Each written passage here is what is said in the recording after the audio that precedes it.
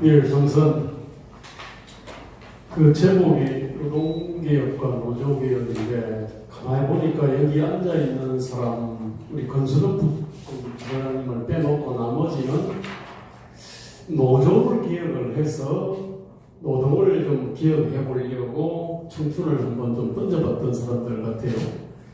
그때 저희 노조개혁은 고용노조를 갖다 적발하고, 그러니까 자주적이고 민주적인 노조를 만들어가지고, 저희가 노동개혁은 노동인권 보장하고, 일한 만큼 우리 몫을 차지하고, 그 다음에 인간다운 대우를 받는, 이런 생각들을 하고서 아마 이 청춘을 보낸 걸로 알고 있습니다. 그런데, 지금 말하는 이제 노조개혁은 30년, 40년 전에는 민주노조를 만드는 거였는데, 지금은 청년 일자리를 잡아먹는 괴물을 이제 어떻게 퇴치할 거냐, 그걸 갖다가 고민을 하는 것 같아요. 그런데 이제 저희는 이미 그 노조의 어떤 속사를 받고 또 많이 안다고 생각했는데, 또 우리 권수덕 부사장님 얘기를 듣고 보니 또 저희가 또 이렇게 그 속사를 잘 모르구나. 노조가 작은 노조들 같은 경우는 부패할 여지가 없는데, 이게 그 대기업과 공기업 노조는 제어된 어떤 견제감시 시스템이 없다 보니까 우리가 생각하는 것보다 훨씬 이게 부패해졌다. 이거를 갖다 느껴요. 그러면서 이제 우리도 지금 노조를 좀 안다고 생각했는데 참 여전히 모르는 게 많구나. 이런 느낌을 좀 받았습니다. 그런데 이제 국민들은 더더욱 모르죠. 노조는 그냥 약자의 무기라고 생각을 하는 것 같아요. 그래서 아마 노동운동 탄압하는 또는 노조 탄압하는 윤석열 여건 타도하자 그러면 박수 칠 사람 많을 겁니다. 이게. 왜? 노조는 약자의 무기고 노동인권과 노동의 어떤 자유를 갖다가 보장하는 그 기구이기 때문에, 그런 점에서 노동조합에 대해 가지고 그 실체를 정확하게 파악하는 것이 노조개혁의 출발점이 아니냐, 이런 생각이 들었어요. 지금은 이제 그 노조의 어떤 면모 있지 않습니까? 전체적인 어떤 면모를 갖다가 파악을 할 수 있게 해주는 것은 그 전국 노동조합 조직 현황이라고 매년 나오는데, 문제는 2021년께 2022년 말에 나와요. 그럼 올해 2022년 현황은 2023년 말에 이렇게 나옵니다. 일단 기본적으로 이거 굉장히 어떤 그 늦게 나옵니다, 이게.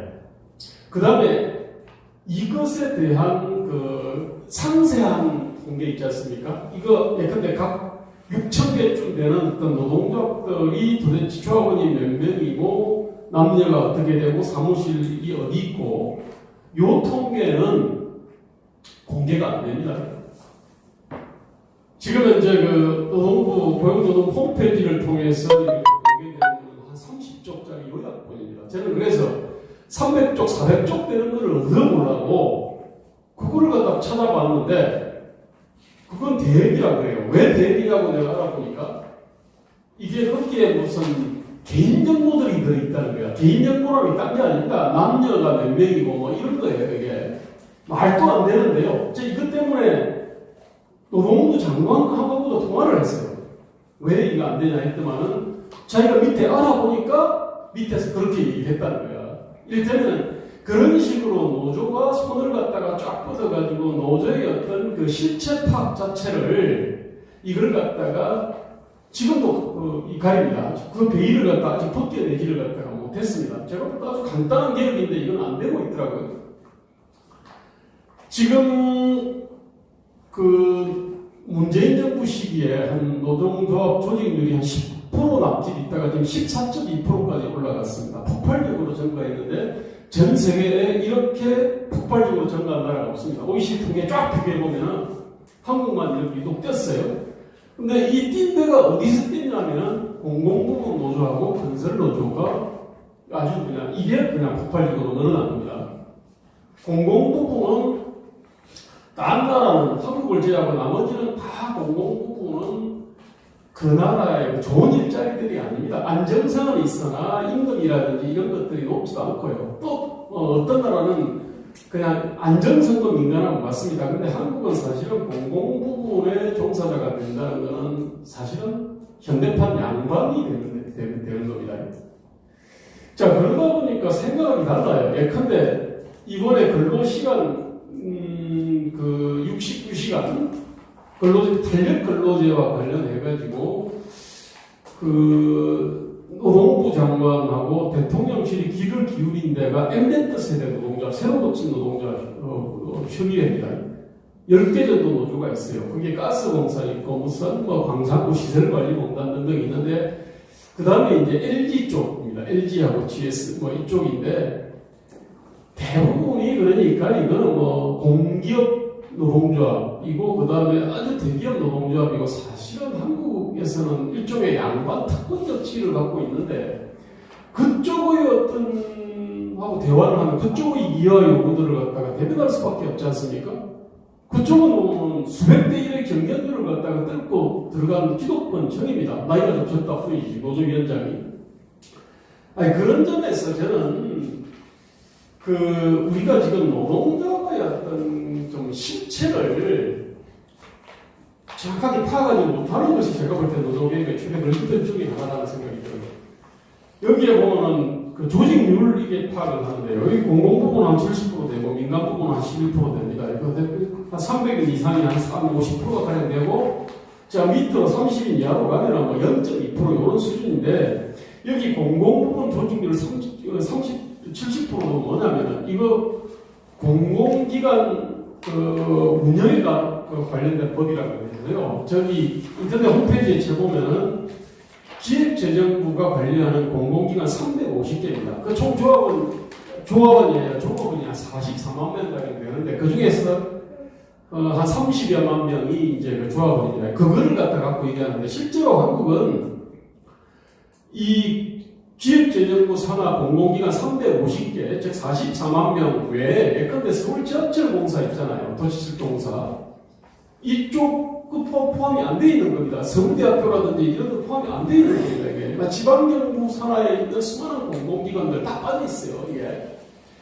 그 다음에 사실상 그 예산으로 이렇게 운영이 되는 버스 회사 중공영인데 이게 그쪽도 빠져 있습니다. 그러니까 결국은 국민 세금으로 월급을 받거나 아니면 국가가 부여한 어떤 독점적 업력에 사는 사람들, 그런 사람들이 포함이 안 돼 있어요. 근데 그런 사람들을 포함하면 아마 엄밀히 따지면 공공부문 조합원이 한 100만 명가량이 될 겁니다.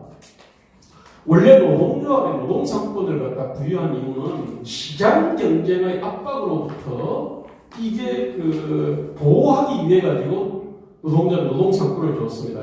그 노동상권 중에 단체 행동법이라는 것은 합법적인 업무방해권이지 않습니까, 이게.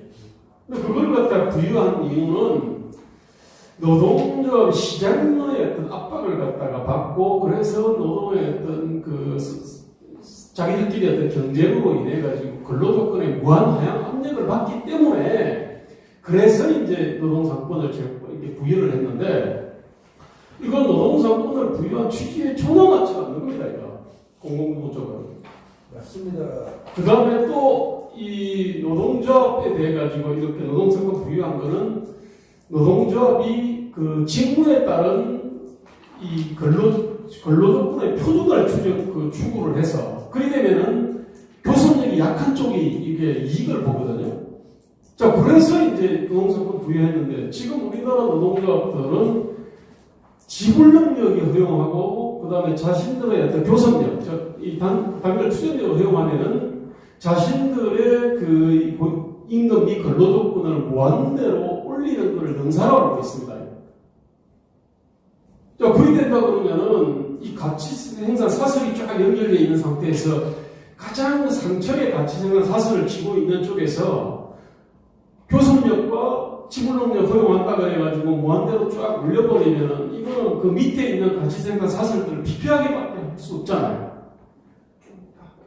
네, 그래서 그리 된다 그러면 이거는 노동상권을 부여한 취지에 정면 기회야 되는 겁니다, 이게. 자, 그런 점에서 여기 앉아있는 사람들은 원래 노동운동을 갖다가 하러 들어간 거는 이게 노동조합을 이 불평등 양극화를 잡는 어떤 불평등 양극화라는 쥐를 잡는 고양이를 키우려고 했는데 지금 현실은 뭐냐면 이게 사람 잡는 특히 청년 잡는 시기 노랑이가 돼 있는 겁니다 이게.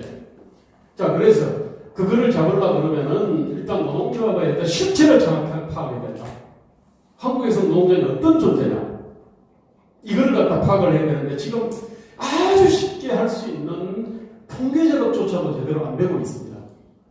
사실은 거기에 있는 그 정부가 마음만 먹으면은 이거는 이 조합비가 도대체 각 조합이 얼마나 거치고 있는지 체크오퍼 시스템으로도 얼마나 거치고 있는지 그 다음에 이쪽에 그 근로조건의 평균 수준은 어느 정도 되는지 그 다음에 이쪽이 뭐냐면은 그 지불 능력을 확보를 하는 어떤 시장이 어떤 시장인지 이 원선 소스가 세금인지 아니면 어떤 오일적 지위를 갖다 가지고 있는 어떤 그런 건지 이런 부분에 대해서도 아주 쉽게 할 수 있는 건데 안 하고 있더라 이런 얘기입니다.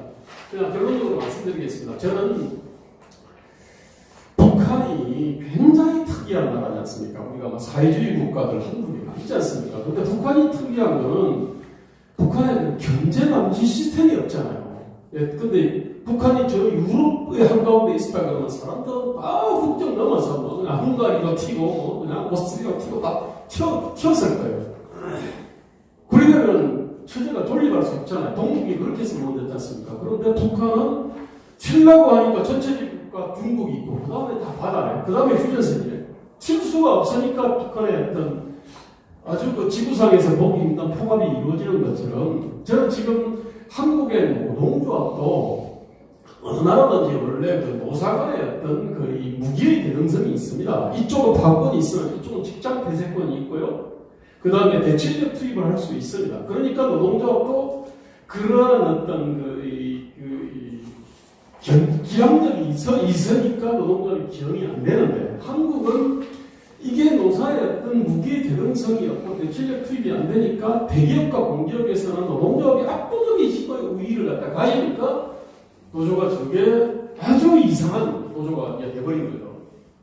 잘못하면 이게 불평등 양극화를 갖다가 잡는 이 기운 고양, 정말 뭐 착한 고양이가 될 수 있는데 이게 시기 호랑이가 돼버린 이유는 그러한 어떤 우리의 어떤 노동관계법의 어떤 그 모습 그리고 노동관계법의 모습은 사실은 노동자는 항상 약자다. 노동자 전체가 약자다라고 생각해요.